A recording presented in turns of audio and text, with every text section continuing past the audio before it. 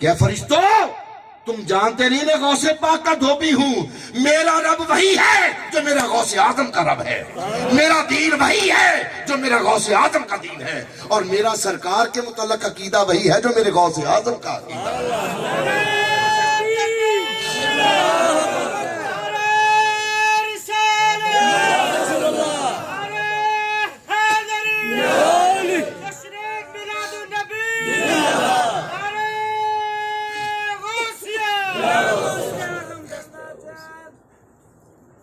تو چھٹکارا جس کو اس بات کا جواب صحیح آ گیا نا تو سمجھ لو کہ اس کی قبر جنت کے باغوں میں سے ایک باغ بنا دی جائے گی اسی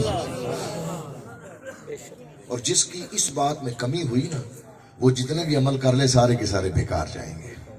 یعنی جس کا تعلق ذات مصطفیٰ سے ٹھیک نہیں، جس کا تعلق مدینے والے لجپال سے ٹھیک نہیں ہے، جو سرکار کی غلامی کا دم نہیں بھرتا، جو کہتا ہے میں نے ڈائریکٹ ہی جانا ہے تو پھر وہ ڈائریکٹ ہی رہتا ہے۔ اور یہ بجلی چل رہی ہے نا یہاں پہ، یہ بجلی ڈائریکٹ کنڈیاں لگا کے آئی ہے یا میٹر کے تھرو آئی ہے؟ بتاؤ تو صحیح بھائی۔ اور جو میٹر کے تھرو آتی ہے وہ قانونی ہوتی ہے، اور جو ڈائریکٹ آتی ہے وہ غیر قانونی ہوتی ہے۔ کیا ہوتی ہے؟ غیر قانونی۔ تو بتاؤ قانونی بننا چاہتے ہو یا غیر قانونی بننا چاہتے ہو؟ قانونی ہی بننا، کیونکہ جب اللہ نے اپنا کوئی پیغام اپنے نبی کے بغیر تم تک اور مجھ تک نہیں پہنچایا تو کیسے ممکن ہے کہ تیری میری بات کی سنوائی اس وسیلے کے بغیر کہ جس کو اللہ نے خود وسیلہ بنا دیا۔ اللہ خود کلام نہیں کرتا کسی نے کہا، کسی بشر میں یہ طاقت ہی نہیں ہے کہ جرت ہی نہیں ہے کوئی اس اوقات کا ہے جو مجھ سے کلام کرے۔ کہا جس سے میں کلام کروں وہ بندہ نہیں رہتا، وہ نبی ہو جاتا ہے۔ وہ کیا ہو جاتا ہے؟ اور میں اپنے نبیوں سے ہی کلام کرتا ہوں، اور جب مخلوق سے کلام کرنا ہو تو اپنے نبیوں کے تھرو کلام کرتا ہوں، اپنے نبیوں کے ذریعے کلام کرتا ہوں۔ تو جیسے میری کوئی بات میرے نبی کے بغیر مخلوق تک نہیں پہنچتی، ویسے مخلوق کی کوئی دعا میرے نبی کی وساطت اور وسیلے کے بغیر مجھ تک نہیں پہنچ سکتی۔ سنتا میں سب کی ہوں لیکن قبول اس کی کرتا ہوں کہ جس کی دعا میں وسیلہ محمدی شامل ہوتا ہے۔ ایمان قبول اس کا کرتا ہوں کہ جو اس لیے مجھے خدا مانتا ہے کہ محمد مصطفیٰ کا خدا ہوں، کہ میں محمد مصطفیٰ کا خدا ہوں۔ فرمایا انا ارسلناک شاہدا، ہم نے اپنے نبی کو گواہ بنایا، ومبشرا، اور خوشخبری سنانے والا۔ اور خوشخبری آپ دیتے ہیں کن کو؟ جو میرے آقا کا ادب کرتے ہیں، جو میرے آقا کا ادب کرتے ہیں۔ کیسا ادب؟ آپ کو پتہ ہے کہ بیت اللہ شریف سے پہلے مسلمان بیت المقدس کی طرف منہ کر کے نماز پڑھتے تھے، قبلہ یا قبلہ، جسے قطب شریف کہتے ہیں ہم عرف عام میں۔ کیا کہتے ہیں؟ قطب شریف۔ یہودیوں نے تانا دیا کہ اگر آپ سچے نبی ہو تو اپنے قبلے کی طرف منہ کر کے نماز پڑھو، ہمارے قبلے کی طرف منہ کر کے نماز کیوں پڑھتے ہو؟ سرکار نماز میں بیٹھے، 2 رکعتیں پڑھ چکے ہیں اور 2 ابھی پڑھنی ہیں۔ اتحیات میں بیٹھے خیال آ گیا کہ یا اللہ یہ یہودی مجھے تانا دیتے ہیں۔ آسمان کی طرف آنکھیں اٹھا کے دیکھا، پھر نیچے دیکھا، پھر اوپر دیکھا، پھر نیچے دیکھا۔ اللہ نے جبرائیل کو بھیج دیا، اس لیے نہیں کہ جبرائیل جا کہ اے میرے نبی سے کہ تیری نماز ٹوٹ گئی، کہ تو نے سجدہ گاہ سے نظریں اوپر اٹھا لی۔ کہا نہیں، جبریل وحی لے کر چلا جا کے قد نرا تقلب وجہک فی السماء، ہم نے دیکھا آپ کے چہرے کو بار بار آسمان کی طرف اٹھتا ہوا۔ اے میرے محبوب ہم جان گئے آپ کے دل میں کیا ہے۔ فَلَنُوَلِّيَنَّكَ قِبْلَةً تَرْضَاهَا، 2 رکعت نماز خدا کی مرضی کے قبلے پر پڑی ہے، اب باقی 2 رکعت جدھر تیرا جی چاہتا ہے اپنا رخ پھیر دے، ادھر ہی تیرا کعبہ بنا دیا جائے، ادھر ہی تیرا قبلہ۔ نماز ختم ہونے کے بعد بھی تو جبرائیل آ سکتے تھے، آ سکتے تھے نا۔ این نماز میں جبرائیل کو بھیج دیا۔ کب بھیجا؟ این نماز میں آ کے جبرائیل نے کہا محبوب کیوں پریشان؟ پھر بھی یہ کہتا ہے کہ معاذ اللہ لیاذ باللہ نبی تیرے جیسے تھے، میرے جیسے تھے، وہ بھی کھاتے تھے، وہ بھی پیتے تھے، ان کی بھی شادی تھی، ان کے بھی بچے تھے. تیری نماز تو سجدہ گاہ سے آگے آنکھیں جائے تو ختم ہو جاتی ہے بھائی. اور یہ تو وہ ہے اللہ کا حبیب کہ نماز میں بھی بیٹھ کے اپنے رب کو دیکھتا ہے. آسمان کی طرف دیکھے تو اللہ پاک اسی وقت جبرائیل کو بھیج دیتا ہے. یعنی نبی کے خیال میں آ جائے، اگر نبی کی طبیعت میں تھوڑا سا اضطراب آ جائے، مضطرب ہو جائے طبیعت مبارکہ، تو اللہ اسی وقت قرآن کو نازل کر دیتا ہے کہ محبوب تیری یہ غمگینی اللہ کو گوارا نہیں ہے، جدھر جی چاہتا ہے آپ اپنا رخ پھیر لو. اب ذرا یہاں پہ مبشرن کی بات میں کر رہا ہوں. یہاں پہ قبلہ شریف کس طرف ہے؟ اس طرف. پہلا قبلہ اس طرف ہے، یعنی سرکار نے 2 رکعت نماز اس طرف منہ کر کے پڑھی. جبریل آئے، سرکار نے بھی 2 رکعت وہاں پہ نہیں پڑھی، پھر مصلی اٹھایا ادھر آ گئے اور 2 رکعت ادھر کو منہ کر کے ادا کی. سارے صحابہ کے رخ ادھر، اور 10 صحابہ اٹھے اور سرکار کے پیچھے آ گئے. 10 صحابہ کون؟ حضرت سیدنا ابو بکر صدیق رضی اللہ تعالیٰ، حضرت سیدنا عمر فاروق رضی اللہ تعالیٰ عنہ، جناب سیدنا عثمان بن عفان رضی اللہ تعالیٰ عنہ، جناب سیدنا حیدر کرار، جناب علی ابن ابی طالب کرم اللہ تعالیٰ وجہ الکریم آپ تشریف لے آئے. جناب سعید بن زید رضی اللہ تعالیٰ عنہ، جناب سعد بن ابی وقاص رضی اللہ تعالیٰ عنہ، جناب ابو عبیدہ ابن جراح رضی اللہ تعالیٰ عنہ، جناب عبد الرحمن بن عوف رضی اللہ تعالیٰ عنہ، جناب طلحہ رضی اللہ تعالیٰ عنہ، اور جناب زبیر بن عوام رضی اللہ تعالیٰ عنہ. یہ 10 صحابہ سرکار کے پیچھے آ کے بیٹھ گئے. 2 رکعت سرکار نے نماز پڑھی، پڑھ کے سلام پھیرا تو دیکھا کہ باقی سب کے رخ ادھر ہے اور 10 کا رخ سرکار کے پیچھے ہے. آپ نے کہا بھی تم لوگوں نے میرے پیچھے رخ کیوں نہیں پھیرا؟ انہوں نے کہا حضور ہم انتظار میں تھے، ہم انتظار میں تھے کہ آپ کہیں گے تو ہم رخ پھیر دیں گے. ہو سکتا ہے کہ آپ نے اکیلے ہی رخ پھیرنا ہو سکتا ہے یہ حکم آپ ہی کے لیے ہو، تو ہم انتظار میں تھے کہ آپ فرمائیں گے تو حکم ہم بھی سر پھیر دیں گے، رخ پھیر دیں گے. آپ نے کہا ٹھیک کیا. یعنی یہ جتنے تھے یہ سارے اطاعت والے تھے. یہ کیا تھے؟ یہ کیا تھے؟ اور جو بھی اللہ اور اس کے رسول کی اطاعت کرتا ہے اللہ اس کو جنت نصیب کرتا ہے. کیا کرتا ہے؟ جنت مقام کرتا ہے. کیا کرتا ہے؟ لیکن ادھر جو 10 بیٹھے تھے نا یہ اطاعت والے نہیں تھے، یہ کسی اور کام والے تھے. ذرا اس ڈیفرنس کو سمجھنے کی کوشش کیجئے کہ ایک بندے کے 2 بیٹے ہیں، ایک دائیں طرف لیٹا ہے ایک بائیں طرف لیٹا ہے. میں میاں خادم حسین کی بات کرتا ہوں. ایک بچے کو روزانہ بھائی خادم حسین 3 بجے رات کے اٹھاتا ہے کہ اٹھ بھئی جوان جا کے فلانا کام کرے. ہاں جی.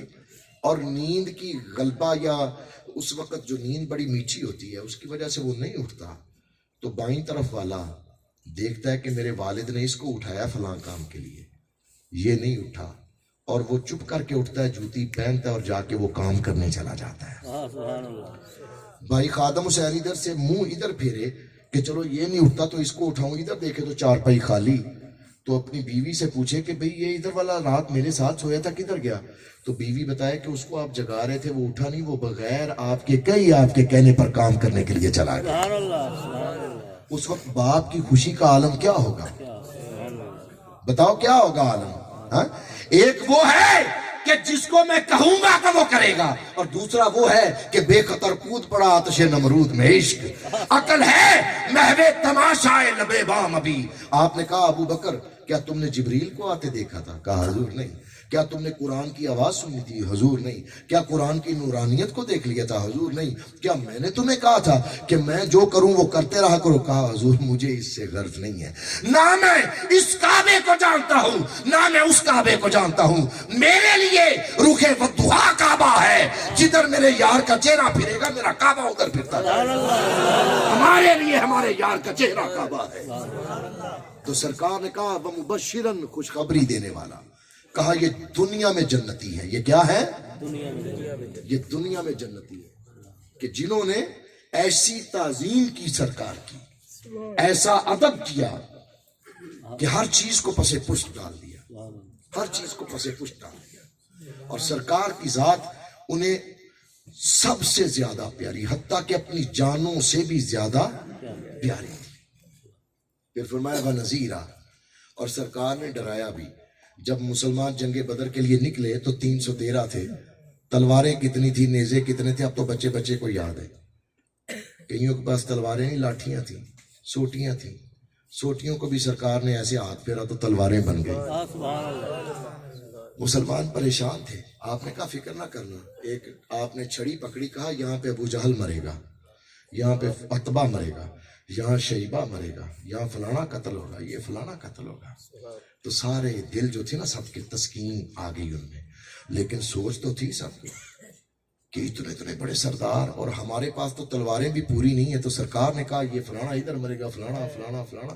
ہاں، اتنی دیر میں وہ کافروں کا لشکر بھی آ گیا، اور حضرت معوذ اور حضرت معاذ رضوان اللہ علیہ مجمعین، دو چھوٹے چھوٹے صحابی، ایک کی عمر 9 سال ہے، ایک کی عمر 10 سال ہے، تلوار بھی پوری طرح نہیں اٹھائی جاتی۔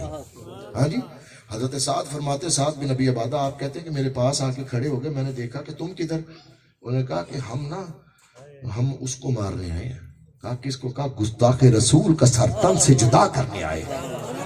کربلا کے میدان میں بتا دیا کہ گستاخ رسول کی ایک سزا، سر تن سے جدا، سر تن سے جدا، اور کوئی سزا نہیں ہے اس کی، کوئی معافی نہیں ہے اس کی۔ اللہ اکبر، یا رسول اللہ، یا علی، زندہ باد، زندہ باد، زندہ باد، زندہ باد۔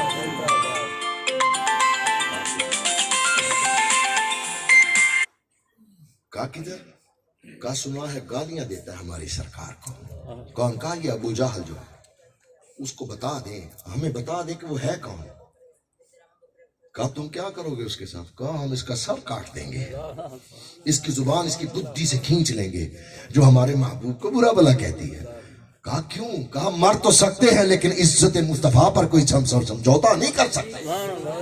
جان جاتی ہے تو جائے لیکن ناموس مصطفیٰ پر کوئی آنچ نہیں آنے دیں گے۔ اور پھر تاریخ نے دیکھا اپنی دونوں آنکھوں سے، بلکہ اپنی چاروں آنکھوں سے، بلکہ اپنی 10 آنکھوں سے، بلکہ تاریخ نے ہر رخ سے دیکھا کہ ایک 9 سال کا بچہ ہے، ایک 10 سال کا بچہ ہے، دونوں عقاب کی طرح جھپٹ پڑے۔ کس پر؟ ابو جہل پر، عمرو بن حشام پر، کفار مکہ کے لشکر کے سپہ سالار پر، اور اس کو مجبور کر دیا اور گھوڑے سے نیچے گرا لیا، نیچے گرا لیا۔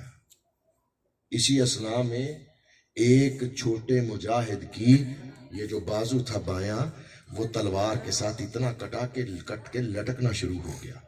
اس نے اس بازو کی پرواہ نہیں کی، کہا یہ رکاوٹ بن رہا ہے، پیر کو لٹکتے پیر کے ہاتھ کے اوپر پیر اپنا رکھا اور زور سے جھٹکا دیا اور اپنے بازو کو جدا کر دیا جسم سے۔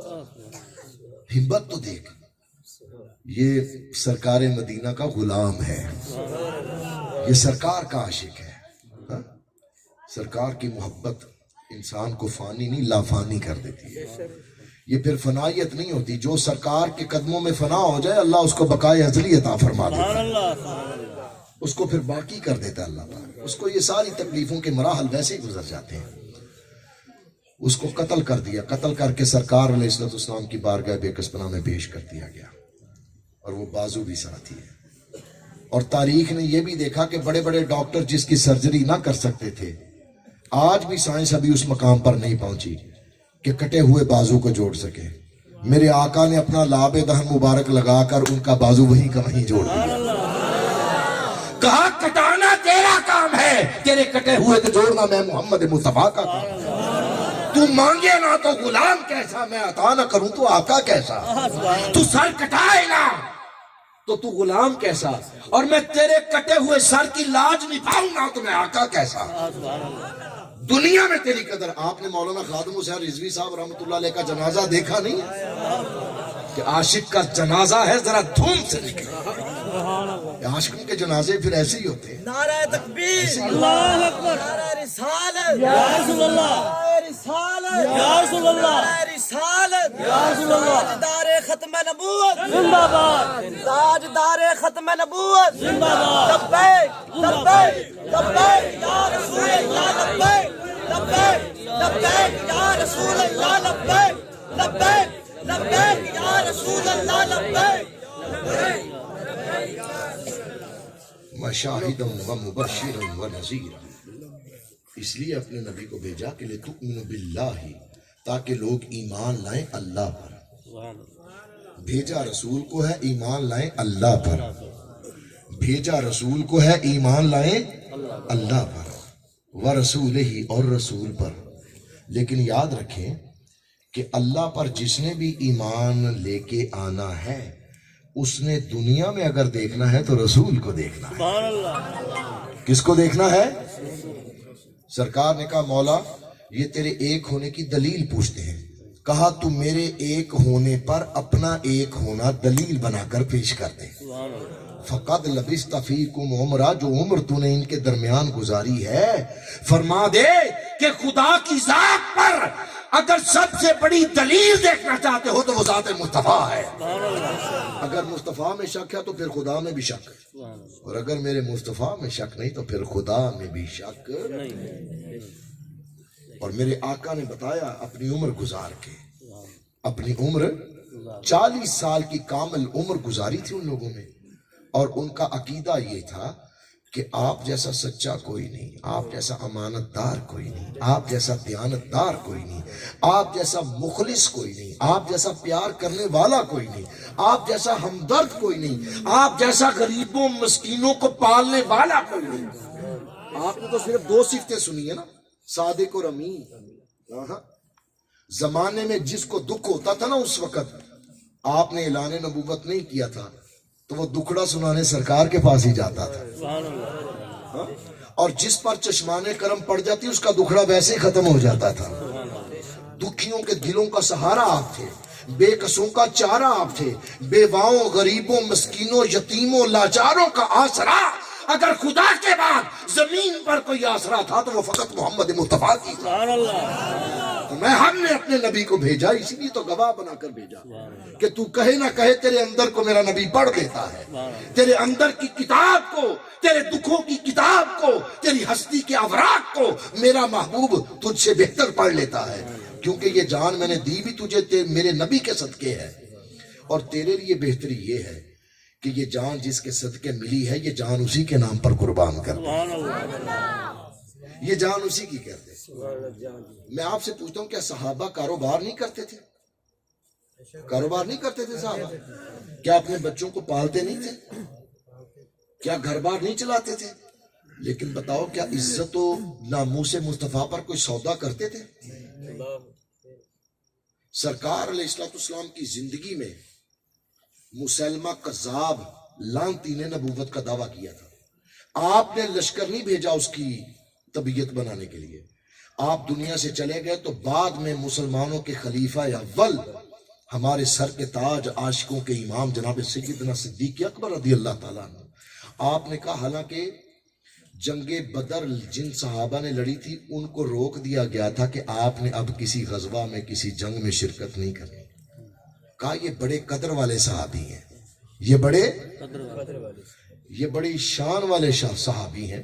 تو اب یہ شہید ہو گئے بہت سارے ان میں سے، تو جو بچے ہیں وہ سب کے لیے رحمت کا باعث ہے، برکت کا باعث ہے. ان کی زیارت بھی عبادت ہے. تو انہوں نے سب سے زیادہ وقت رسول کائنات کے ساتھ گزارا ہے. تو ان کو اللہ جب تک زندگی دے تو یہ کسی جنگ میں شریک نہیں ہوں گے. لیکن جب جھوٹا مدعی نبوت سامنے آیا، گستاخ رسول سامنے آیا، تو ابو بکر صدیق نے کہا کہ اب نہ بدری پیچھے رہے گا، نہ احد والا پیچھے رہے گا، نہ 2 ٹانگوں والا پیچھے رہے گا، نہ 1 ٹانگ والا پیچھے رہے گا، نہ 2 آنکھوں والا پیچھے رہے گا، نہ 1 آنکھ والا. بس جس کو سوٹا ملتا ہے وہ سوٹا پکڑ لے، جس کو نیزہ ملتا ہے نیزہ پکڑ لے، جس کو بھالا ملتا ہے بھالا پکڑ لے. ارے جس کو تلوار ملتی ہے تلوار لے لو، جس کو اونٹ ملتا ہے اونٹ لے لو، جس کو گھوڑا ملتا ہے گھوڑا لے لو. جو پیدل ہے وہ پیدل چل پڑے. مر سکتے ہیں لیکن گستاخ رسول کی گستاخی کو برداشت نہیں کیا جا سکتا کسی صورت. یہ فیصلہ کر دیا. اب امت کس چیز کے فیصلے ڈھونڈتی ہے؟ اب کس فیصلے کا انتظار ہے اس امت کو؟ اب امتی مر کیوں نہیں جاتا جب اس کے سامنے کوئی گستاخی کرتا ہے؟ جب تیرے سامنے کوئی گستاخی کرے سرکار کی شان میں کوئی ہرزہ سرائی کرے تو سمجھ لے کہ اگر تو نے اس کو چھوڑ دیا تو پھر تو بے ایمان ہے، تیرے سینے میں ایمان نہیں ہے۔ ایک ہی چیز رہے گی، یا تو اس کا سر اس کے تن سے جدا ہو جائے گا تو پتہ چل جائے گا کہ کسی ایمان والے کے ساتھ وابستہ ہو گیا تھا، کسی ایمان والے کے ساتھ پالا پڑ گیا تھا، کسی ایمان والے کے ساتھ ٹاکرا ہو گیا تھا اس کا۔ اور اگر وہ زندہ پھر رہا ہے تو پھر سمجھ لے کہ تیرے ایمان میں، میرے ایمان میں، ہمارے ایمان میں کمی ہے۔ اور آج دنیا ٹیسٹر لگا کے دیکھ رہی ہے ہمیں، ٹیسٹر سمجھتے ہیں؟ جیسے ارتھ نہیں چیک کیا جاتا ٹیسٹر لگا کے کہ کرنٹ آ رہا ہے یا نہیں آ رہا، دنیا دیکھتی ہے، کیونکہ ان کو اقبال کا وہ شعر یاد ہے کہ یہ فاقہ کش جو موت سے ڈرتا نہیں ذرا، روح محمد اس کے بدن سے نکال دے۔ کہا کہ جب تک ان مسلمانوں کے دلوں میں ان کے نبی کی محبت ہے تب تک یہ کوئی ان پر کوئی حکومت نہیں کر سکتا، کوئی ان پر سبقت نہیں لے جا سکتا، کوئی ان کو مغلوب نہیں کر سکتا، کوئی ان پر غالب نہیں آ سکتا۔ اگر تم ان پر غالب آنا چاہتے ہو تو سب سے پہلے یہ کام کرو کہ ان کے سینوں سے ان کے نبی کی محبت کو نکال دو۔ اور اس کے لیے کیا کیا انہوں نے؟ بے شرمی ہمارے ملک میں عام کر دی گئی، بلکہ مسلمانوں میں عام کر دی گئی۔ آپ یہ دیکھتے ہیں بے شرمی، بے حیائی، یہ آپ دیکھ نہیں رہے معاشرے میں؟ ہاں، حضرت امام حسین علیہ السلام نے فرمایا کہ کسی مرد کی غیرت کا اندازہ لگانا ہو تو اس کی عورت کے لباس کو دیکھ لو، پتہ چل جائے گا کتنا غیرت مند ہے۔ اور ہم نے تو خود اپنی عورتوں کو ننگا کر کے بازاروں میں بھیجنا شروع کر دیا، ہم خود اپنی بیٹیوں کو ننگا کر کے بازاروں میں بھیجتے ہیں۔ ہاں، 2 کروڑ کی گاڑی ہے، 10 لاکھ کی گاڑی کے لیے بھی ہم کپڑا خرید لیتے ہیں کہ اس کے اوپر ڈال دیں تاکہ اس کے اوپر کوئی اوس، کوئی شبنم، کوئی دھوپ، کوئی اندھیری، کوئی بارش نہ پڑے، اس کا کلر نہ خراب ہو۔ تو جو عزت ہے تیرے گھر کی، تیرے من کی، رب کی طرف سے رحمت کی صورت میں ہے، وہ بیوی جو تیرا آدھا ایمان ہے، وہ ماں کہ جو تیرے لیے باعث جنت ہے، اس کے پردے کا خیال تجھے کیوں نہیں آتا؟ تو دین کو اپنے گھر میں امپوز کیوں نہیں کرتا؟ باہر کی بات نہ کر، تو کسی کی بات نہ کر کے فلانا ایسا فلانا ایسا، تو دیکھ تو کیسا ہے، اپنے آپ کی طرف دیکھ۔ میں کیوں کہوں کہ فلانا ایسا، میں دیکھوں میں کیسا ہوں، میرے گھر میں دین ہے یا نہیں ہے۔ میں دوسروں کو دین سکھانے سے پہلے اپنے گھر میں دیندار بنوں۔ اور یاد رکھنا جو خود دیندار ہو جاتا ہے نا، اس کی بات میں اللہ تاثیر پیدا کر دیتا ہے۔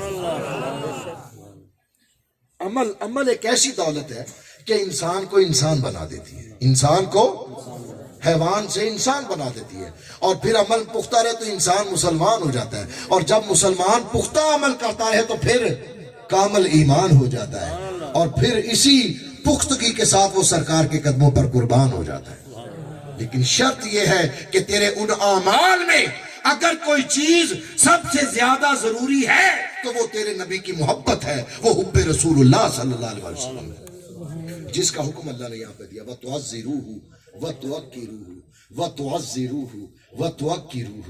اللہ نے ایمان کی بات کی تو ایک لفظ لِتُؤْمِنُوا، اللہ نے اپنی تسبیح کی بات کی تو ایک لفظ وَتُسَبِّحُوا، لیکن جب اپنے رسول کی بات کی کہا وَتُعَزِّرُوهُ وَتُوَقِّرُوهُ۔ ایک لفظ سے کام نہیں بنے گا، صرف عزت نہیں، میرے محبوب کی تعظیم بھی کرو، میرے محبوب کی توقیر بھی کرو۔ یعنی خالی عزت نہیں کرنی بلکہ میرے محبوب کی شان کے ڈنکے بھی بجانے ہیں۔ تو نے سٹیج پر بیٹھ کر میرے محبوب کے نام کے نعرے بھی لگانے ہیں، اور یہ نعرے صرف میں ہی نہیں لگاتا، یہ آپ ہی نہیں لگاتے، آدم سے لے کے عیسیٰ تک ہر نبی اس نام کا نعرہ لگاتا رہا۔ وَمُبَشِّرًا بِرَسُولٍ يَأْتِي مِن بَعْدِ اسْمُهُ أَحْمَدُ، کہ کہا کہ خوشخبری ہے تمہارے لیے، کان کھول کے سنو کہ وہ جس کا پوری دنیا کو انتظار تھا وہ کملی والا آنے والا ہے۔ بعد اسمہ احمد، عرشوں پہ جس کا نام احمد ہے، فرشوں پہ جس کا نام محمد ہے، وہ کملی والا، وہ لجپال مدینے والا، وہ جناب عبداللہ کا دلارا، وہ جناب آمنہ کی آنکھوں کا تارا دنیا میں تشریف لانے والا ہے۔ اور سرکار کی عزت کا حکم دیا گیا۔ اب یہ ہم نے عزت کہاں سے سیکھنی ہے؟ صحابہ سے۔ کہاں سے سیکھنی ہے؟ صحابہ سے۔ اب صحابہ میں ایک حدیث پاک آپ کے سامنے رکھنا چاہتا ہوں۔ امام ترمذی نے ابواب الدعوات جلد 5 صفحہ 543 اور اس حدیث پاک کا نمبر ہے 3532۔ حضرت احمد بن حنبل رحمت اللہ تعالیٰ نے اپنی مسند میں جلد 1 صفحہ 210 پر اس حدیث پاک کو نقل کیا ہے، اور اس کے راوی ہیں حضور نبی کریم علیہ السلام کے چچا حضرت عباس بن عبد المطلب رضی اللہ تعالیٰ عنہ، اور حضرت مطلب بن ابی وداع رضی اللہ تعالیٰ عنہ بھی اس کے راوی ہیں۔ صحابہ کرام سے سرکار علیہ السلام نے سوال کیا، سرکار نے پوچھا فقال من انا، کہ بتاؤ، کہا سرکار نے کہ بتاؤ میں کون ہوں۔ ذرا توجہ کیجیے گا، پوچھا کس نے؟ سرکار نے۔ فقال من انا، میں کون ہوں۔ اگر سرکار کے ساتھ کوئی برابری کا رشتہ ہوتا صحابہ کا تو سارے اٹھ کے بولتے کہ جناب آپ محمد بن عبداللہ ہیں، آپ محمد بن عبداللہ بن عبد المطلب بن فلاں بن فلاں بن فلاں بن فلاں ہیں، کہتے نا۔ کوئی کہتا آپ میرے چچا زاد ہیں، کوئی کہتا آپ میرے بھتیجے ہیں، کوئی کہتا آپ میرے فلاں رشتے والے ہیں۔ لیکن اب صحابہ کا جواب سنیے، آپ کی آنکھیں کھل جائیں گی، ٹھیک ہے۔ اب صحابہ نے کہا کہ شاید سرکار اپنی نبوت اور رسالت کے متعلق پوچھ رہے ہیں، ٹھیک ہے۔ تو انہوں نے کہا کہ انتا رسول اللہ صلی اللہ علیہ وسلم، کہ حضور آپ اللہ کے رسول ہیں، انتا نبی اللہ صلی اللہ علیہ وسلم، آپ اللہ کے نبی ہیں، انتا حبیب اللہ صلی اللہ علیہ وسلم، آپ اللہ کے حبیب ہیں، آپ اللہ کے یار ہیں، آپ اللہ کے برگزیدہ ہیں، آپ اللہ کے محبوب نبی ہیں، محمد مصطفیٰ ہیں آپ۔ سرکار نے کہا کہ میں اپنی رسالت کی نسبت تم سے سوال نہیں کر رہا، اپنی رسالت کی نسبت تم سے سوال نہیں کر رہا، بلکہ میں تم سے اپنی ولادت کی نسبت سوال پوچھ رہا ہوں۔ میرے میلاد کے متعلق بتاؤ کہ میں کون ہوں، میرے میلاد کے متعلق بتاؤ کہ میں کون ہوں۔ شک مٹانے کے لیے، امت کو بتانے کے لیے، آپ کو پتا تھا کہ آنے والے وقت میں بڑے بڑے عجیب لوگ اٹھیں گے جو سرکار پر بھی باتیں کریں گے، سرکار کے والدین کے ایمان پر بھی باتیں کریں گے۔ تو سرکار نے اپنے صحابہ کے ایمان کو تقویت دینے کے لیے اور ان کو اپنی تعظیم سکھانے کے لیے کیا کہا؟ فقالا من انا، میں کون ہوں؟ کہا حضور انتا رسول اللہ، آپ اللہ کے رسول ہیں۔ اب ذرا سماعت کیجئے گا کہ آقا علیہ السلام نے پھر آگے کیا جواب دیا، تاکہ میرا اور آپ کا ایمان اس جواب کی روشنی میں آپ نے فرمایا، پھر سرکار نے فرمایا کہ سنو میں بتاتا ہوں میں کون ہوں۔ آپ نے کیا فرمایا؟ سنو اے میرے غلاموں، سنو میں کون ہوں۔ ان اللہ خلق الخلق فجعلنی فی خیرہم فرقۃ، کہ اللہ نے جب اپنی مخلوق کو پیدا کیا تو اس کی خلق میں جو سب سے بہترین طبقہ تھا اس میں میرے نور یعنی نور مصطفیٰ کو رکھا۔ سرکار اپنا تعارف کروا رہے، کس کو؟ اپنے صحابہ کو، کہ سنو میں بتاتا ہوں میں کون ہوں۔ کہ اللہ نے جب مخلوق کو خلق کیا اس میں جو سب سے بہترین طبقہ تھا میرے نور کو اس طبقے میں رکھا۔ پھر فرمایا ثم جعلہم فرقتین فجعلنی فی خیرہم فرقۃ، اور پھر اس طبقے کے 2 حصے بنائے اور ان دونوں میں سے جو سب سے بہترین حصہ تھا اس حصے میں میرے نور مبین کو رکھا۔ پھر فرمایا ثم جعلہم قبائل فجعلنی من خیرہم قبیلۃ، اور پھر آگے اللہ نے جب قبیلے بنائے تو ان قبیلوں میں جو سب سے بہترین قبیلہ تھا اس قبیلے میں میرے نور محمد مصطفیٰ کے نور کو رکھا۔ میں محمد مصطفیٰ کے نور کو، سنو من انا، میں کون ہوں۔ رسالت کے متعلق نہیں، میری ذات کے متعلق سنو کہ میں کون ہوں۔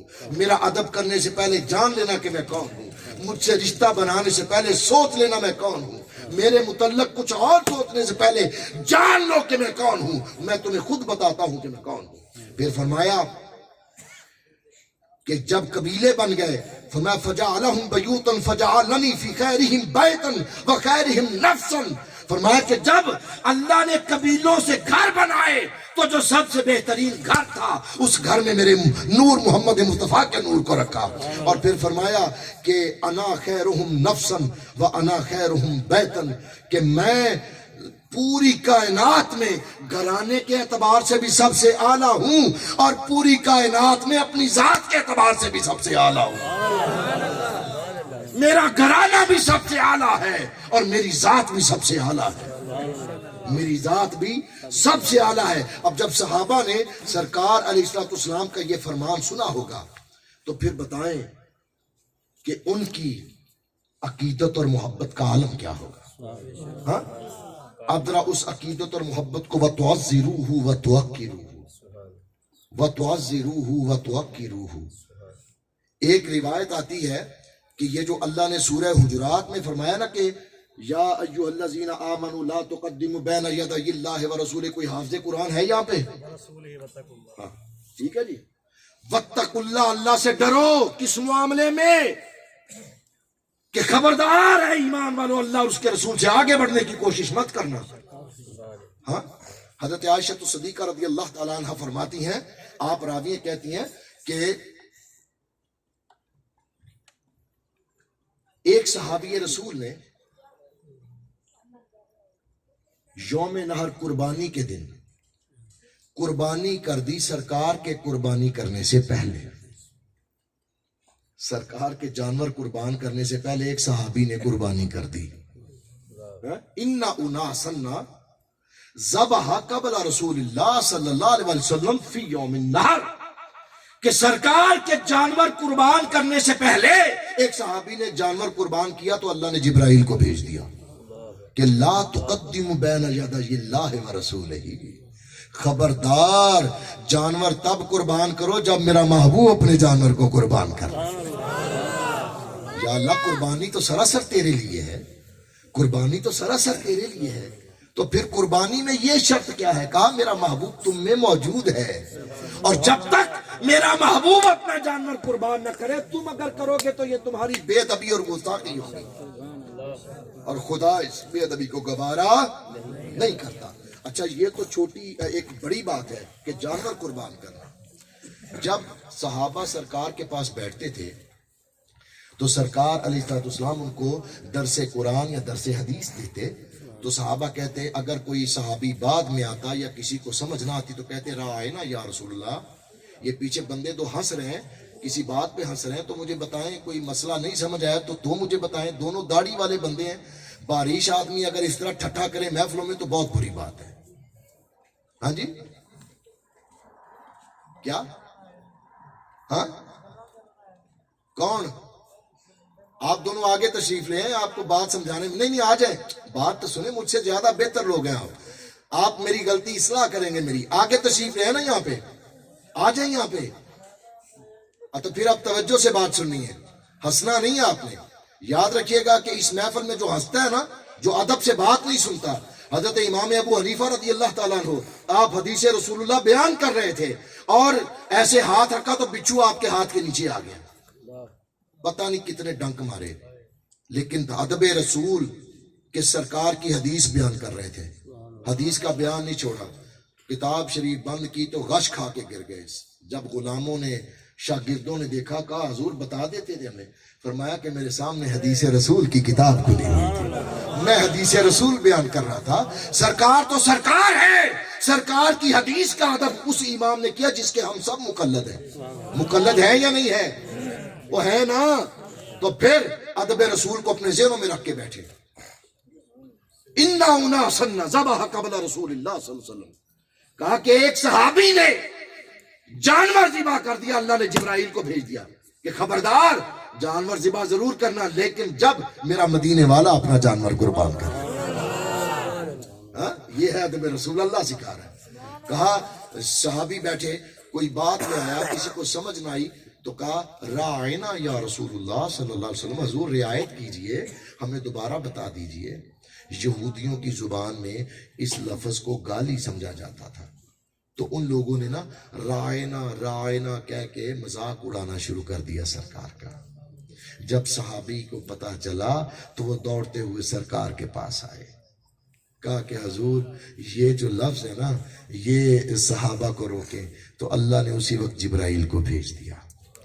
کہا یا ایھا الذین آمنوا لا تقولوا راعنا قولوا انظرنا، خبردار کہ وہ لفظ کہ جو میرے محبوب کی شان میں گستاخی کا ایک ذرہ برابر شبہ پیدا کرے، اس لفظ کو دوبارہ اپنی زبان پر نہ لے کے آنا. آج کے بعد رائنا نہیں بلکہ قول انظرنا، بلکہ کہا کرو نظر رحمت کیجئے یا رسول اللہ، نظر عنایت کیجئے یا رسول اللہ، نظر کرم کیجئے یا رسول اللہ، کہ سنا ہے آپ ہر عاشق کے گھر تشریف لاتے ہیں، میرے گھر میں بھی ہو جائے چراغاں یا رسول اللہ، نظر رحمت کیجئے سرکار، ہمارے طرف بھی دھیان کیجئے، ہمارے لیے بھی آسانی کر دیجئے، ہمیں دوبارہ سمجھا دیجئے. تو کہا دوبارہ یہ لفظ، یہ اللہ تعظیم سکھا رہا ہے کس کی؟ نبی پاک کی. اور کس کو سکھا رہا ہے؟ اس وقت تم اور میں تو دنیا میں نہیں آئے تھے. ایمان والوں میں جو سب سے بہتر ایمان والے لوگ تھے وہ نبی کے صحابہ تھے. وہ کون تھے؟ صحابہ اکبار رضوان اللہ اجمعین. اللہ ان کو سکھا رہا کیا؟ تعظیم رسالت. وَتُعَزِّرُوهُ وَتُوَقِّرُوهُ، کہا کہ تعظیم بھی کرو اور توقیر بھی کرو.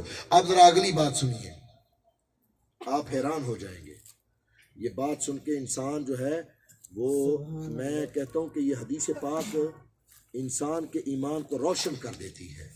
اور یہ بخاری شریف کی حدیث ہے جو میں آپ کے گوش گزرا دروشی پڑھ لیجئے گا ایک بار. ہاں جی،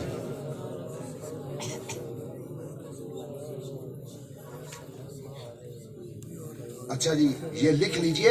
یہ اس لیے بتا رہا ہوں کہ کوئی پوچھے تو بتا سکتا ہے بندہ کہ یہ بخاری شریف کی کتاب المغازی جلد 4 صفحہ 559، اور اس کی جو نمبری ہے وہ ہے 4144، اور یہ متفق علیہ حدیث ہے. یہ کیا ہے؟ متفق علیہ، یعنی مسلم میں بھی موجود ہے اور بخاری میں بھی موجود ہے. اچھا اب ذرا یہ سننا ہے آپ نے کہ حجۃ الوداع کا موقع ہے، جب سرکار حج کرنے کے لیے آئے اور مقام عرفات میں آپ پہنچے، ٹھیک ہے، اور قربانی کا دن ہے، احرام سب نے باندھے ہوئے. سرکار نے صحابہ سے پوچھا کہ بتاؤ یہ سامنے کون سا شہر ہے؟ سامنے کون سا شہر ہے؟ صحابہ کو بتانا چاہیے تھا نا، جبکہ اللہ پاک قرآن میں سورہ آل عمران میں فرما چکا ہے کہ ان اول بیت وضع للناس للذی ببکہ، کہ اللہ قرآن میں اس شہر کو شہر مکہ کہہ چکا ہے. صحابہ کہتے ہیں حضور یہ مکہ ہے سامنے، لیکن سارے ہاتھ باندھ کے کھڑے. حضور نے کہا بتاؤ یہ سامنے کون سا شہر ہے؟ تو یہ نہیں کہا یہ مکہ ہے، یہ ہے ادب رسول. کہا حضور اللہ جانے یا اللہ کا رسول جانے، سامنے مکہ ہے. ادرا غور کریں کہ سرکار پوچھ رہے ہیں یہ کون سا شہر ہے؟ سب کو پتہ ہے یہ مکہ ہے، یہاں بیت اللہ ہے، یہاں پر حجر اسود ہے، یہاں پر صفا و مروہ کی پہاڑیاں ہیں، احرام باندھا ہوا ہے، سب کو پتا تھا. کہا حضور اللہ جانے اور اللہ کا رسول جانے. کہا اچھا ٹھیک ہے، یہ بتاؤ یہ کون سا مہینہ ہے؟ سب کو پتا تھا یہ حج کا مہینہ ہے، احرام باندھے ہیں، ہاں مقام عرفات میں پہنچے ہیں، مزدلفہ سے مینا سے ہو کے پہنچے ہیں، سب جانتے تھے. لیکن کہا حضور ہم نہیں جانتے، اللہ اور اس کا رسول بہتر جانتا ہے. یہ شہر کون سا ہے؟ اللہ اور اس کا رسول جانتا ہے. یہ مہینہ کون سا ہے؟ اللہ اور اس کا رسول جانتا ہے. کہا اچھا ٹھیک ہے، بتاؤ آج کا دن کون سا دن ہے؟ آج کا دن کون سا دن ہے بتاؤ. پھر ہاتھ جوڑ کے سامنے آنکھیں جھکائی ہوئی، ایک دوسرے کو دیکھا ضرور، کسی نے جرأت نہ کی کہ وہ بتائے کہ آج قربانی کا دن ہے، آج بڑی عید کا دن ہے، آج عید قربان ہے، عید الضحیٰ ہے. نہیں، کہا حضور اللہ جانتا اور اللہ کا رسول جانتا ہے. ادرا یہاں پر ایک لمحے کے لیے سوچیں یہ کیسا ادب ہے، یہ صاحب یہ کیسا ادب ہے کہ پتا ہے کہ اللہ اس شہر کو مکہ کہہ چکا، سامنے مکہ ہے. نہیں کہا اللہ جانے یا اللہ کا رسول جانے. جانتے ہیں کہ یہ ذی الحجہ کا مہینہ ہے اور اللہ نے اس کا نام ذی الحج رکھا ہے. نہیں کہا کہ یہ ذی الحج ہے، کہا اللہ جانے اور اس کا رسول جانے. جانتے تھے کہ یہ عید الضحیٰ کا دن ہے اور یہ اللہ نے مقرر کیا ہے، اس کے باوجود نہیں کہا اللہ اور اس کا رسول جانتا ہے. اب ذرا آگے ذرا سماعت فرمائیے، آگے کیا لکھا انہوں نے کہا کہ جب یہ واقعہ ہو گیا اور ایک ساتھی وہاں پر موجود تھے، انہوں نے بعد میں نا پوچھا صحابہ کو اکٹھے کر کے، انہوں نے کہا کہ تمہیں واقعی نہیں پتا تھا کہ یہ سامنے مکہ ہے؟ کہا پتا تھا۔ ان اول البیت وضع للناس ببقہ وضع للناس الذی ببقہ، ہم جانتے ہیں کہ اللہ نے اس کا نام مکہ رکھا ہے، ہم اسی مکہ سے آئے ہیں، میرا باپ مکہ میں تھا، میرا دادا مکہ میں تھا، میرا پردادا مکہ میں تھا۔ کہا تو پھر بتایا کیوں نہیں؟ کہا جانتے تھے یہ مکہ ہے، جانتے تھے کہ یہ ذی الحج کا مہینہ ہے، جانتے تھے کہ آج قربانی کا دن ہے، اگر نہیں جانتے تھے تو یار کی منشا کو نہیں جانتے تھے۔ ہم کہتے یہ مکہ ہے، سرکار کہہ دیتے مدینہ ہے، تو خدا کی قسم یہ مکہ نہ رہتا مدینہ ہو جاتا، یہ مدینہ ہو جاتا۔ ہم کہتے یہ ذی الحج کا مہینہ ہے، سرکار کہتے نہیں یہ محرم کا مہینہ ہے، تو خدا کی قسم یہ محرم ہو جاتا۔ ہم کہتے یہ عید قربان کا دن ہے، تو سرکار کہتے نہیں یہ عید الفطر کا دن ہے، تو واللہ ہمیں اللہ کی عزت کی قسم یہ وہی ہو جاتا جو سرکار اپنے منہ سے نکالا۔ ہمیں پتا تھا یہ شہر کون سا ہے، یہ مہینہ کون سا ہے، یہ دن کون سا ہے، لیکن ہم جانتے تھے ان کے متعلق، مگر اپنے رسول اپنے حبیب کی منشا کے متعلق نہ جانتے تھے۔ اس کی وجہ کہ نبی جو اپنی زبان سے کہہ دے وہ ہو جاتا ہے، وہ ہو جاتا ہے۔ تو اس لیے ہم کیوں بولتے؟ ہمارا نہ بولنا ہمارے لیے بہتر ہے، ہمارا یہ کہنا ہمارے لیے بہتر ہے کہ جب اللہ اور اس کا رسول پوچھے کہ جانتے ہو، بجائے اس کے کہ ہم یہ کہیں کہ جانتے ہیں، ہم کہیں کہ حضور اللہ اور اس کا رسول ہی بہتر جانتے ہیں۔ یہ ہے ادب رسول۔ یہ کیا ہے؟ بتائیں کہیں کتاب کسی میں لکھا ہے، قرآن میں آیا ایسا کہ نبی تم سے کچھ پوچھے تو تم جواب نہ دو؟ یا نبی تم سے کسی شہر کا نام پوچھے، کسی مہینے کا نام پوچھے، کسی دن کے متعلق پوچھے تم نہ بتاؤ؟ ایسا ہے کہیں؟ نہیں۔ کیا سرکار نے کہا تھا کہ میں جب اپنا وضو کروں تو تم نے میرے وضو کے پانی کے قطرے کو بھی نیچے نہیں گرنے دینا؟ ورقہ بن نوفل آیا تھا نا دیکھنے کے لیے، تو اس نے دیکھا، اس نے کہا یہ بندے لڑ کیوں رہے ہیں؟ تو جب غور سے دیکھا تو سرکار علیہ السلام وضو فرما رہے تھے، اور آپ کا جو استعمال شدہ وضو کا جو پانی تھا، اس پانی کے ایک قطرے کو بھی صحابہ گرنے نہیں دے رہے تھے، ایک ایک قطرے کے لیے ایسے ایک دوسرے کو دھکے مار کے آگے آگے آگے ہو کے کہ قطرہ ہمیں مل جائے، ہاں؟ اور پھر ان قطروں کو ایسے ایسے ملتے، اپنے جسموں پر ملتے، جس کو نہ ملتا وہ دیکھتا کہ کس کے ہاتھ کو وہ پانی کا قطرہ لگا ہے، اس کا ہاتھ پکڑ کے اپنے سینے پہ پھیرتا، اپنے ہاتھ پہ پھیرتا، اپنے چہرے پہ پھیرتا۔ یہ صحابہ کا عقیدہ تھا۔ سرکار لعاب دہن مبارک پھینکتے تو وہ صحابہ اپنے ہاتھوں پہ اٹھاتے۔ دیکھو تو صحیح، تو ورقہ بن نوفل نے کہا میں نے بڑے بڑے بادشاہ کو دیکھا ہے، لیکن جو ادب محمد عربی کے غلام کرتے ہیں وہ کسی بادشاہ کے نوکر بھی نہیں کرتے۔ بڑے بڑے پیسوں والوں کے غلام بھی وہ ادب نہیں کرتے جو محمد مصطفیٰ کے غلام ان کا ادب کرتے ہیں۔ اسی لیے تو کسی شاعر نے کیا خوب لکھا کہ حسن یوسف پہ کٹی مصر میں انگشت زنا، سر کٹاتے ہیں تیرے نام پہ مردان عرب۔ وہاں انگلیاں کٹی تھی وہ بھی عورتوں کی، یہاں پر سر کٹتے ہیں وہ بھی مردوں کے، وہ بھی مردوں کے، کہ جنگ بدر میں حضرت ابوبکر صدیق کے صاحبزادے سامنے آ گئے، ٹھیک ہے؟ بعد میں جنگ ختم ہوئی تو حضرت عبد الرحمن بن ابوبکر اپنے والد کو کہنے لگے بابا جان آپ کو پتہ ہے آپ 3 مرتبہ میری تلوار کے نیچے آئے، لیکن باپ کی محبت جو میرے دل میں تھی نا آپ کی وہ حائل ہو گئی اور میں نے تلوار کھینچ لی واپس۔ تو آپ نا غصے میں آگے چہرہ جلال سے سرخ ہو گیا، کہا مجھے اللہ کی عزت کی قسم، مجھے رب کعبہ کی قسم، مجھے رب محمد کی قسم، تو 3 دفعہ کی بات کرتا ہے، ایک دفعہ بھی میں ابو بکر کی تلوار کے نیچے تیرا سر آتا تو تیرا دھڑ ادھر ہوتا، تیرا سر ادھر ہوتا، کہ تو میرے نبی کے گستاخوں کے ساتھ کھڑا ہوا تھا۔ یہ ہے میرے آقا کی ذات سے محبت، کہ نہ بیٹا بیٹا رہتا ہے، نہ بھائی بھائی رہتا ہے، نہ ماں ماں رہتی ہے، بس تعلق اس کے ساتھ ہے جس کا تعلق ذات مصطفیٰ سے ٹھیک ہے۔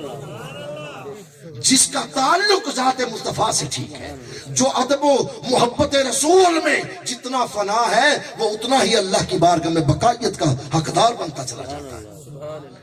ادب سیکھنا تو سرکار سے سیکھو۔ کس نے کہا تھا؟ اللہ نے کہا تھا کہ نام بتاؤ یہ مکہ ہے؟ اللہ نے تو نہیں کہا ایسا، بس اللہ نے تو یہ کہا کہ وَتُعَزِّرُوهُ وَتُوَقِّرُوهُ، حد سے بڑھ کے میرے نبی کی تعظیم کرو۔ اور حضرت امام شرف الدین بوسیری جنہوں نے قصیدہ بردہ شریف لکھا، انہوں نے تو بات ہی ختم کر دی۔ انہوں نے کہا کہ نبی کو خدا نہ کہنا اور خدا کا بیٹا نہ کہنا، یہ دو چیزیں چھوڑ دو، باقی جو بھی نبی پاک صلی اللہ علیہ وسلم کی شان میں بیان کرو گے اللہ اس کو قبول فرما لیتا ہے۔ جتنی شان بیان کرو گے بس اللہ نہ کہنا اور اللہ کا بیٹا نہ کہنا۔ باخدا وہ خدا نہیں لیکن خدا سے، باخدا خدا کا یہی ہے در، نہیں اور کوئی مفر مکر، جو وہاں سے ہے وہیں یہیں آ کے ہو، جو وہاں سے ہو یہیں آ کے ہو، جو یہاں نہیں تو وہاں نہیں۔ اگر سرکار کی بارگاہ سے جواب مل جائے تو پھر اللہ بھی اس کو ہاں نہیں کرتا، اور جس کو در مصطفیٰ پر قبولیت کا شرف مل جائے اللہ اس کو اپنی بارگاہ میں قبولیت اس طرح قبولیت کرتا ہے کہ فرشتے بھی اس کا استقبال کرنے کے لیے آتے ہیں۔ تتنزل علیہم الملائکہ، اللہ فرماتا ہے پھر میں اپنی رحمت کے فرشتے اس پر نازل کرتا ہوں۔ کس پر؟ کہ جو میرے محمد مصطفیٰ کا بے دام غلام ہو جاتا ہے۔ کیا ہو جاتا ہے؟ بے دام غلام۔ ذرا سنیے کہ صحابہ، اب اسی پر میں نے بات اپنی ختم کر دینی ہے کہ اللہ نے کہا کہ تعظیم کرو، توقیر کرو۔ فرائض کتنے ہیں بھائی؟ فرائض زکوٰۃ واجب ہو جاتی ہے صاحب مال پہ، حج صاحب حیثیت پہ، روزے سب پہ فرض ہیں، اور نماز، اور تمام فرضوں میں سب سے بڑا فرض کون سا ہے؟ نماز۔ کیا ہے؟ سب سے بڑا فرض کون سا ہے؟ نماز۔ اور اللہ کے رسول کی تعظیم صحابہ نے عام حالات میں نہیں بلکہ عین نماز میں بھی کی ہے۔ بلکہ اللہ نے فرمایا کہ جب میرا محبوب یعنی اللہ اور اس کا رسول تمہیں پکارے، اللہ ڈائریکٹ تو کسی کو پکارتا نہیں، بتانا یہ تھا کہ جب بھی میرا رسول تمہیں پکارے تو نماز کو چھوڑ دیا کرو۔ نماز کو توڑنا نہیں ہے، توڑنا اور ہے، چھوڑنا اور ہے۔ تیری جوتی چوری ہو، سامنے پڑی ہے، اٹھانے لگے، کوئی خطرہ آ جائے توڑ دے، جوتی کو بچا، سامان کو بچا، دوبارہ پھر آ کے تازہ کر، شروع سے پڑھ۔ ہاں ٹھیک ہے، تیری جان پہ کوئی بپتا آ گئی ہے، پہلے بچا جان کو، جا پھر آ کے نماز پڑھ، شروع سے پڑھ۔ لیکن اگر میرا رسول تمہیں آواز دے تو توڑنا نا، نماز کو چھوڑ دینا، جا کے میرے محبوب کی خدمت میں کھڑے ہو جانا، جو میرا رسول کہے وہ کرنا، وہ کر کے پھر آ جانا، جہاں سے نماز چھوڑی تھی وہیں سے آ کر ادا کر دینا۔ اور یہ تیری نماز جو میرے نبی کی عزت میں، میرے نبی کی محبت میں، میرے نبی کے ادب میں تمہیں پڑی ہوگی، یہ تیری ساری نمازوں سے بیٹھ کر قبول کر لی جائے۔ یہ ہے عزت رسول اللہ، یہ ہے تعظیم رسول اللہ، کہ نماز کی عزت بعد میں ہے۔ اگر نماز سے بھی بڑھ کر کسی کی عزت ہے تو وہ عزت مصطفیٰ صلی اللہ علیہ وسلم۔ اب نماز سے بھی بڑا ایک فرض ہے نا، نص قطعی کہتی ہے، قرآن کہہ رہا، میں اپنی بات نہیں کر رہا، قرآن کہتا ہے کہ جان بچانا سب سے بڑا فرض ہے۔ جان بچانا سب سے بڑا فرض ہے، کہ اگر کوئی تلوار لے کے سر پہ کھڑا ہو جائے کہ کلمہ کفر پڑھ، نہیں تو تیرا سر قلم کر دوں گا، تو اپنی جان بچانے کے لیے یہ حلق سے اوپر کلمہ کفر پڑھ لے۔ اگر تیری جان فاقے کی وجہ سے جا رہی ہے تو حرام اتنا کھا لے جس سے تیری جان بچ جائے، اس کو اپنا وتیرہ نہ بنانا، ٹھیک ہے؟ یہ نص قطعی ہے، یعنی جان بچانا نماز سے بھی بڑا فرض ہے۔ ہاں اب صحابہ کے پاس چلتے ہیں کہ انہوں نے اپنی جان بچائی ہے یا عزت مصطفیٰ کے لیے جانیں قربان کی ہے۔ غار ثور میں کیا ہوا تھا؟ ثانی اثنین اذ ہما فی الغار، وہ جو غار کے ساتھی تھے انہوں نے سارے سوراخوں کو بند کر دیا، 2 سوراخ رہ گئے، ان میں اپنی ایڑیاں گھسیڑ دیں۔ پتا تھا غار بڑی پرانی ہے، سانپ ٹھوئیں بچھو کچھ بھی ہو سکتا ہے، اے عبداللہ بن ابی قحافہ المعروف ابو بکر صدیق رضی اللہ تعالیٰ عنہ، آپ کا نام عبداللہ تھا، آپ کو پتا تھا، جانتے تھے کہ جان جا سکتی ہے، لیکن کہا جان جاتی ہے تو جائے، میرا محبوب تو آرام کر لے گا نا، میرے محبوب کو کوئی خلش نہ دے کوئی چیز، اپنے زانوں پہ لٹایا، اپنے زانوں پہ لٹایا۔ اب وہ وقت وہ تھا کہ جس کا انتظار ابو بکر آج سے نہیں کئی سالوں سے کر رہے تھے۔ اس کی وجہ کہ جب آپ اس ایمان نہیں لائے تھے، اس وقت آپ شام میں گئے تجارت کے لیے، خواب میں کیا دیکھتے ہیں کہ 14ویں رات کا چاند ٹوٹ کے آپ کی جھولی میں آ گیا، تو صبح اٹھ کے تو آپ اس کی تعبیر پوچھنے کے لیے گئے کاہن کے پاس، تو کاہن کو خواب نہیں بتایا، کاہن کو کہا کہ رات میں نے خواب دیکھی، اس نے پوچھا نام، کہا عبداللہ، والد کا نام عثمان ابی قحافہ، عثمان تھا آپ کے والد کا نام، کہا عثمان ابی قحافہ، رہنے والے کہاں کہ مکہ تہامہ کا، اس نے انگلیوں پہ حساب شروع کر دیا، اس نے کہا عبداللہ رات تو نے خواب دیکھا ہے کہ 14ویں رات کا چاند ٹوٹ کے تیری جھولی میں آ گیا ہے؟ ہاں، تو آپ نے کہا ہاں میں نے یہی خواب دیکھا، کہا عبداللہ مبارک ہو، تیرے شہر مکہ میں نبی آخر زمان اعلان نبوت کر دیا ہے، تو جائے گا، اعلان نبوت کے بعد دعوت نبوت تیرے پاس آئے گی، تو اس کو قبول کرے گا، اور ایک وقت ہوگا اے عبداللہ تیری جھولی ہوگی اور تیرے مدنی لجپال کا چہرہ مبارک ہوگا۔ حضرت ابوبکر صدیق تو اس وقت سے متمنی تھے کہ کب وہ وقت آئے گا کہ میری جھولی ہوگی اور میرے یار کا سر اقدس ہوگا، کب یہ آنکھیں ہوں گی اور سرکار کا جمال ہوگا، اور بغیر کسی رکاوٹ کے ابوبکر صدیق اپنی آنکھوں سے شہر والضحیٰ کی تلاوت کرے گا۔ تو کہا جان جاتی ہے تو جائے، وہ وقت شاید آج آ جائے، تو ایڑیاں گھسیڑ کے کہا حضور یہ میری جھولی ہے، آپ اپنا سر اقدس یہاں پہ رکھ کے لیٹ جائیے نا، تو حضور نے پھر خواب کو سچا کر دیا نا، آپ کو بھی پتا تھا، کیونکہ آپ کو پتا تھا خواب کا۔ جب حضرت ابوبکر صدیق شام سے واپس آئے، حضور کے پاس پہنچے کہ آپ نے اعلان نبوت کر دیا، آپ نے کہا ہاں، آپ نے کہا جی میں آپ پر ایمان لاتا ہوں، میں آپ پر، پھر جانے لگے تو کہنے لگے حضور اگر مجھے ضرورت نہیں ہے کسی دلیل کی، اگر کوئی مجھ سے یہ پوچھے کہ بتاؤ کہ خدا کے خدا ہونے کی دلیل کیا ہے، تمہارے نبی کے نبی ہونے کی دلیل کیا ہے، تو کیا جواب دوں؟ کہا ابو بکر وہ خواب جو تم نے شام میں دیکھا تھا کیا وہ میری نبوت کے لیے کافی نہیں ہے؟ یعنی ابو بکر کو خواب آئے شام میں، نبی مکہ میں ہے، تو وہاں پر بیٹھ کے بھی اپنے غلام کی حالت سے باخبر ہے کہ میرے غلام کو کیا خواب آ رہا ہے۔ تو خواب تو تھی، سرکار نے اس خواب کو سچا کیا۔ ہاں جی، وہ سانپ بھی لڑا، وہ بھی عاشق تھا، وہ بھی برسوں سے بیٹھا انتظار کر رہا تھا، کیونکہ دنیا نہیں جانتی تھی، صرف انسان ہی نہیں، وہ نبی تو انسانوں کا نہیں، چرند پرند حیوان انسان نباتات جمادات معدنیات، کس کس کا نام لو، ساتوں آسمانوں میں جو ہے اور جو ساتوں زمینوں میں ہے، جو ساری مشرقوں میں ہے، جو ساری مغربوں میں ہے، یعنی جس جس چیز کا اللہ خدا ہے اس چیز کا نبی مصطفیٰ ہے، جہاں تک خدا کی خدائی ہے وہیں تک محمد مصطفیٰ کی مصطفائی، ہر چیز تو آپ کے دائرہ رحمت میں ہے۔ تو سرکار دو عالم علیہ السلام کو دیکھنا کہ وہ بھی متمنی تھا۔ اب عاشق کی عاشق سے لڑائی ہے، لیکن وہ ڈنک مار رہا ہے، تکلیف ہو رہی ہے، لیکن کہا کہ جان جائے تو جائے، لیکن ابو بکر تیرے محبوب کے نیند میں کوئی خلل نہ آئے، آرام میں کوئی خلل نہ آئے۔ سرکار استراحت فرما رہے تھے، سوتے نہیں تھے آپ، کیونکہ نبی سو جائے تو ساری دنیا ہی سو جاتی ہے۔ تنام عینائی ولا ینام قلبی، میری آنکھیں سوتی ہیں، میرا دل جاگتا رہتا ہے، میرا دل جاگتا رہتا ہے، ٹھیک ہے۔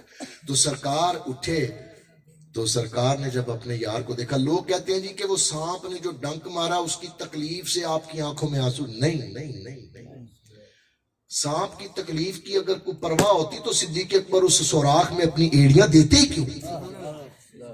اگر صدیق اکبر اس وقت آنسو بہا رہے تھے تو اس لیے کہ صدیق تیری جان کنی کا وقت ہے، سانپ نے ڈنک مار دیا ہے، اب تیری جان نکل جائے گی، بڑا تھوڑا وقت ملا ہے تجھے تیرے یار کے چہرے کی زیارت کے لیے، اب پتہ نہیں قیامت میں کب دیدار ہوگا کیا ہوگا، کاش کہ مجھے اور فرصت ملتی اور وقت ملتا، بس صدیق کی آنکھیں ہوتی اور میرے یار محمد مصطفیٰ کا چہرہ، کوئی کام نہ کرتا، بس اپنے محبوب کے چہرے کی زیارت کرتا۔ دکھ تو عاشق کو اپنے معشوق سے جدا ہونے کا تھا، کون کہتا ہے کہ تکلیف کا ہے؟ اور یاد رکھیے کہ اللہ اور اس کے رسول کے راستے میں اگر کسی کو کوئی تکلیف آئے نا، یعنی کوئی زخم آئے، کوئی چوٹ لگے، تو اس کی تکلیف نہیں ہوتی، اس کی تکلیف نہیں ہوتی۔ یہ ایک نقطہ اگر کہیں تو بیان کر دوں۔ میاں صاحب نے کیا سی جی ذرا رجا کے ٹائم دینا ہے۔ ہاں جی میں تو نہیں تھکیا، تسی تھکتے نہیں گئے کتے؟ ہجے میں شروع نہیں کی تقریر، ہجے بنیاد بنی جے، ہجے صرف بنیاد بنی ہے، کوٹھا ہجے پاواں گے پتر، کوئی ایسی ادروشی پڑھ لو سارے دوست مل کے ذرا۔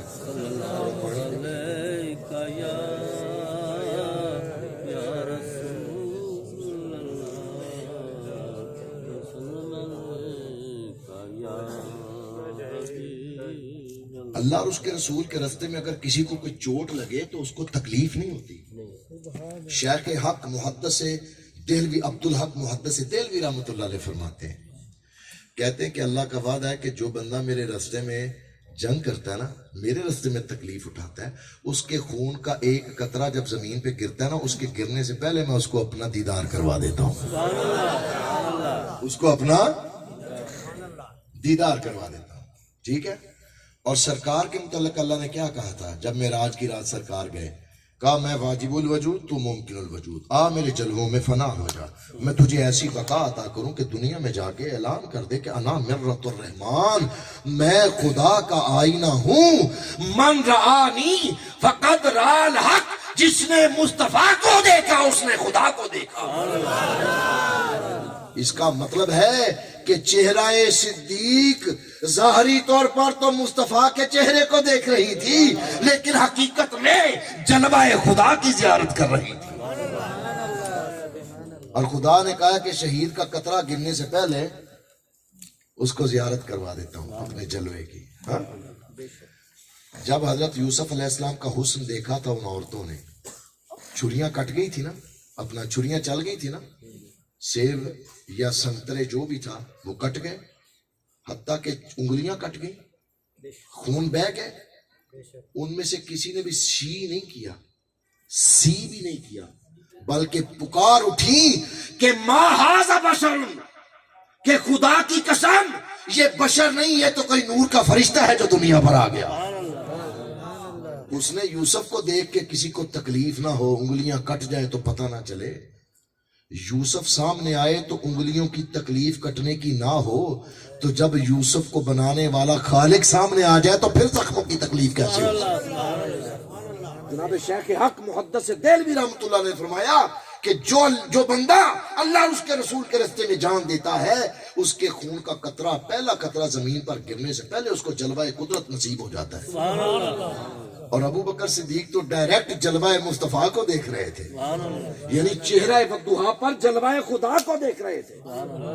کسی نے ابو ہریرہ سے پوچھا نا کیا خدا کو دیکھا؟ فرمایا ہاں میں نے مدینے کی گلیوں میں خدا کے جلووں کو دیکھا ہے، میں نے مدینے کی گلیوں میں خدا کے جلووں کو چلتے پھرتے دیکھا ہے۔ ہاں کہا یا نہیں کہا؟ کہا نا انہوں نے۔ تو کیا سوچ سکتے ہیں کہ صدیق اکبر کو کوئی تکلیف ہو رہی ہوگی اس وقت؟ نہیں، اگر کوئی غم تھا تو جدائی کا غم تھا، یار کی محبت کا غم تھا۔ اگر آنسو نکلے تھے تو سرکار علیہ السلام کی عزت اور توقیر میں، کہ کہیں ایسا نہ ہو کہ میری روح کف سے انصری سے پرواز کر جائے اور میرے بعد کوئی چیز نکل کے میرے آقا کو نقصان دے دے۔ دیکھو عاشق کا سوچنا کیسا ہے، یعنی جان کو قربان کر دیا۔ سب فرائض میں جان سب سے بڑا فرض ہے، لیکن صحابہ نے اپنی جان کو قربان کر کے بتایا کہ جان جاتی ہے تو جائے، لیکن عزت و ناموس مصطفیٰ پر کوئی آنچ نہ آئے، کوئی آنچ نہ آئے۔ تو دوستان گرامی، آج کی اس پوری گفتگو کا حاصل وَتُعَزِّرُوهُ وَتُوَقِّرُوهُ، میرے آقا کی تعظیم ہے، میرے آقا کی توقیر ہے۔ اور یہ تعظیم اور توقیر تب ہوگی جب دل میں خالص محبت ہوگی، اور محبت جو ہوتی ہے نا دل میں، اس کی دل تصدیق کرتا ہے اور زبان اس کا اقرار کرتی ہے۔ ہاں دل میں تصدیق ہوتی ہے، تصدیق بالقلب و اقرار باللسان، ایمان اسی کو کہتے ہیں نا۔ ایمان تصدیق قلبی کا نام ہے، اور پھر اس کا اظہار اقرار باللسان سے، بندہ زبان سے کہتا ہے کہ مجھے سرکار سے محبت ہے۔ پھر لوگ سوال کرتے تجھے محبت ہے تو بتا، تیرا اٹھنا بیٹھنا دوسرے کی طرح کیوں ہے؟ محبت تجھے مدینے والے سے ہے، اور تیری باتیں جو ہیں وہ مدینے والے کے دشمنوں سے ملتی ہیں۔ تیری محبت کا دعویٰ سچا تو نہیں لگتا، پھر لگتا ہے؟ محبت کا دعویٰ تو ان کا سچا ہے کہ جب ان کو دیکھا جائے فَلْيَنْظِرُوا بِنُورِ اللَّهِ، جب بھی ان کو دیکھا جاتا ہے خدا یاد، اور وہ جب بھی تمہیں دیکھتے ہیں وہ خدا کے نور سے تمہیں دیکھتے ہیں، وہ اللہ کے نور سے تمہیں دیکھتے ہیں۔ اِذَا رَوْا ذُكِرَ اللَّهِ، وہ کسی کو یہ نہیں کہتے کہ اللہ کرو، اللہ اللہ کرو، نہیں، بلکہ جب تم ان کو دیکھو گے تو تمہیں بے ساختہ خدا یاد آ جائے گا، اور پھر ان کا چلنا پھرنا، اٹھنا بیٹھنا، کلام کرنا، سکوت کرنا، مجلس کرنا، برخاست کرنا، جلوت لینا، خلوت کرنا، یہ سب کچھ ایسا ہوتا ہے کہ جسے دیکھ کے سرکار کی سیرت کے نمونے یاد آتے ہیں۔ اور پھر ایک وقت ایسا آتا ہے جیسے قبلہ خادم حسین رضوی صاحب رحمۃ اللہ علیہ پہ وقت آیا، ہاں جی، کسی نے نہیں کہا کہ یہ فلانے کا پتر جا رہا ہے، کسی نے نہیں کہا یہ فلانے کا پوتا ہے، یہ فلاں مسجد کا خطیب ہے، یہ فلاں جگہ کا عالم ہے، یہ اٹک کا رہنے والا ہے، اس کی ذات کیا ہے، اس کی برادری کیا ہے، بلکہ اگر پہچان تھی تو یہ کہ وہ دیکھ محمد مصطفیٰ کا غلام جا رہا ہے، وہ دیکھ مدینے والے کا غلام جا رہا ہے۔ اور اگر پہچان یہ ہو گئی نا تو پھر قیامت والے دن سرکار کہیں گے وہ دیکھو ہمارا غلام۔ اللہ رب العزت مجھے بھی اور آپ کو بھی اس پر عمل کرنے کی توفیق عطا فرمائے۔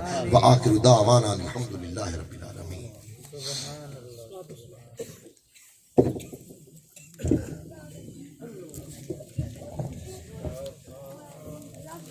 مصطفیٰ جانے رحمت پہ لاکھوں سلام، شمع بز میں